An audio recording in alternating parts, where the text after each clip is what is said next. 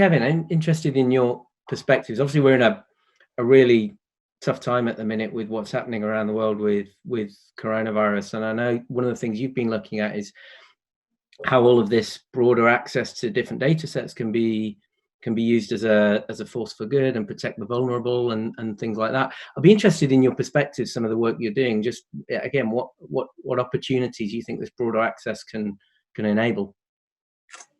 So at GOFCoE, we see the natural transition from open banking to open finance to open life, and that's happening. Legislation is coming to bring that to life. The citizens' data rights in Australia that Shefali touched on, the fact that Ofcom are looking at releasing mobile data. There's a program around that, and that's really exciting for anyone in innovation and seeing the benefits of new data sets being realized. At GOFCoE, we're looking at real data, synthetic data, anonymized data, and looking at areas of reducing financial crime and risk. So an example would be there's a big problem for money mules at the moment. It's a relatively easy thing to spot if people come together, but you need the international payments, you need the bank, you need the mobile operator, you need a number of actors to say, right, we're going to try and solve money mules.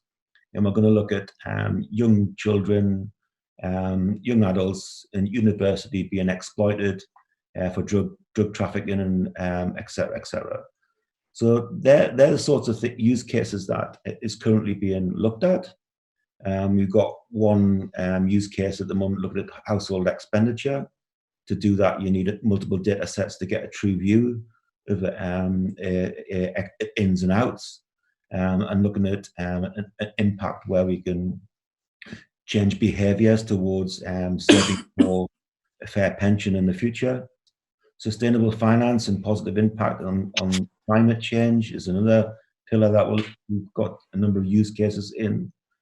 And then looking beyond that in terms of educating and reskilling people displaced by AI and ML, looking at the trust and data ethics as a pillar.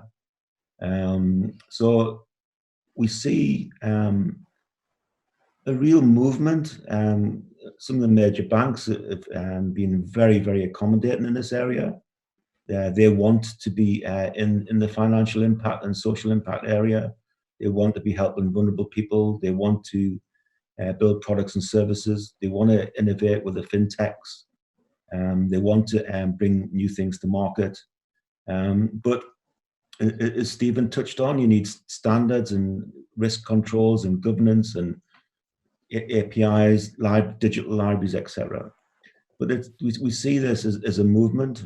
Just the other week, the National Emergencies Trust announced they wanted collaboration around the spread of COVID-19, coronavirus, and looking at the people that would be impacted. And the first thing they asked to the community, is there any data sets out there that would be useful to try and help these vulnerable people at this time?